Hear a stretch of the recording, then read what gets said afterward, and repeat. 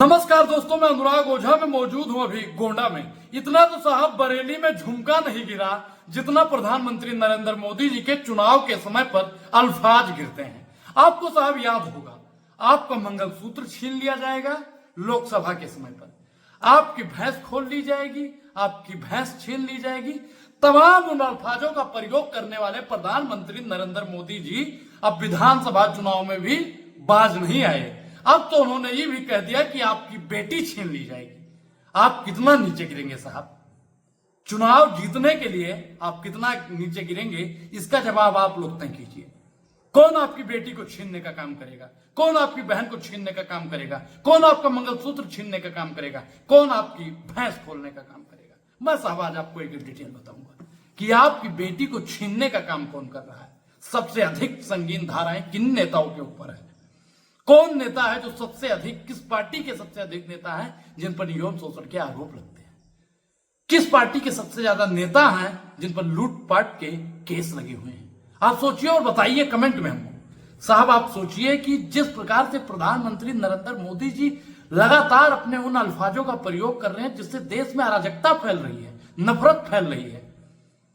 बहन बेटियों के नाम पर चुनाव जीतना प्रधानमंत्री नरेंद्र मोदी जी का पेशा हो गया है। आप बताइए कि कांग्रेस को ले लीजिए, आम आदमी पार्टी को ले लीजिए, सपा को ले लीजिए, बसपा को ले लीजिए, देश में तमाम पार्टियां हैं जिसने आज तक बहन बेटियों पर कभी गलत टिप्पणी नहीं की।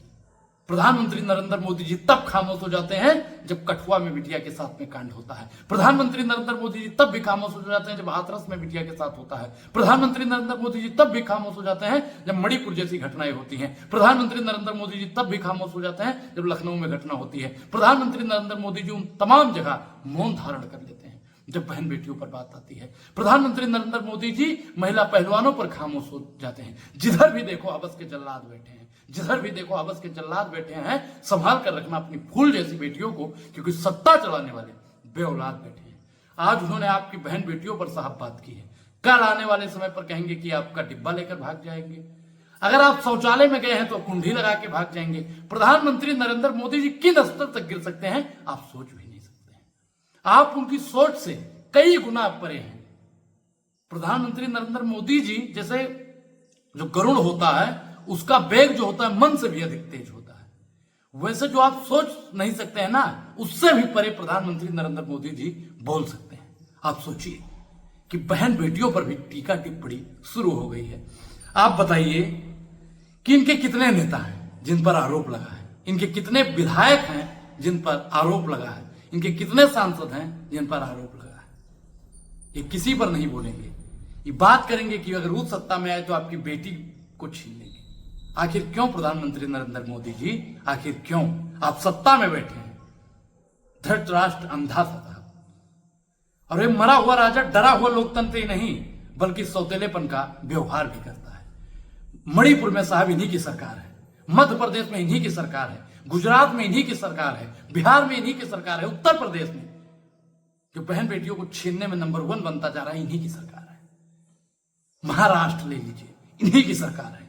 लेकिन प्रधानमंत्री नरेंद्र मोदी जी के अल्फाज तब सिल जाते हैं जब हमारी बहन बेटियों पर अत्याचार होता है। और आज प्रधानमंत्री नरेंद्र मोदी जी क्या कह रहे हैं कि आपकी बेटियों को छीन लेंगे। साहब आप क्या कर रहे हैं सत्ता में बैठ के? अगर आपकी सरकार में बहन बेटियों को छीनने वाले लोग हैं तो आप सत्ता पद से इस्तीफा दे दीजिए। आखिर क्यों प्रधानमंत्री जी? सुप्रिया श्रीने जी लिखती हैं कि भैंस के बाद में, मंगलसूत्र के बाद में प्रधानमंत्री नरेंद्र मोदी जी किन हद तक जा रहे हैं। अविशाल शर्मा लिखते हैं कि बहन बेटी, भैंस और मंगलसूत्र के बाद में प्रधानमंत्री नरेंद्र मोदी जी बेटी पर आ गए। इन्होंने तो साहब शुरू में ही बोला था कि बेटी पढ़ाओ और बेटी पटाओ का नारा देने वाला अगर कोई था तो नरेंद्र मोदी था।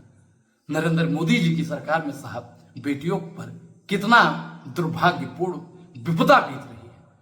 इतना तो साहब त्रेता में चले जाइए, सतयुग में चले जाइए, द्वापर में चले जाइए, इतना महिलाओं के साथ शोषण नहीं हुआ जितना आपकी सरकार में हो रहा है नरेंद्र मोदी जी।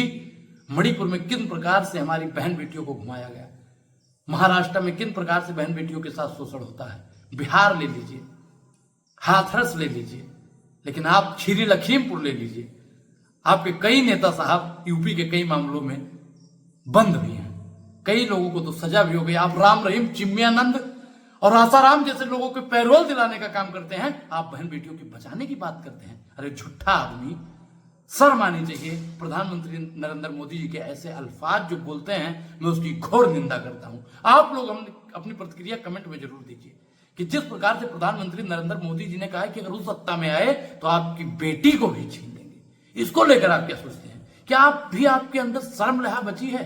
क्या आप भी, आप प्रधानमंत्री नरेंद्र मोदी जी को वोट देना चाहेंगे? भैंस पर बात कर ली, मंगलसूत्र पर बात कर ली, अब बहन बेटियों पर बोलने लगे हैं। बहन बेटियों का अपमान नहीं सहेगा हिंदुस्तान। प्रधानमंत्री नरेंद्र मोदी जी, आप माफी मांगिए, माफी मांगिए, माफी मांगिए, नहीं तो देश की तमाम बहन बेटियों की बद्दुआ खाली नहीं जाएगी।